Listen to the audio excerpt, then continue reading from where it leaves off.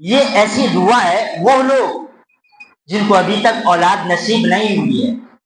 یا اولاد ہیں لیکن نیک اور صالح نہیں ہے بلکہ نافرمان ہے، ان کے لیے یہ دعا ہے، وہ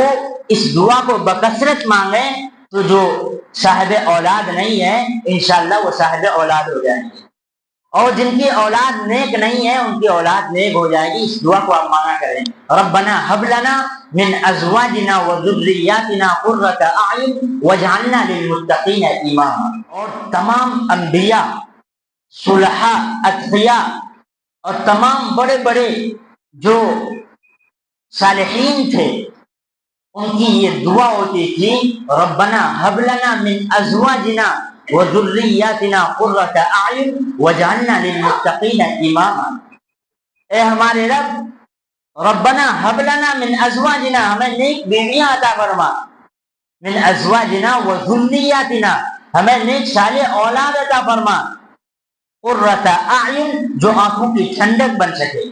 وجعلنا للمتقین اماما، اور ہمیں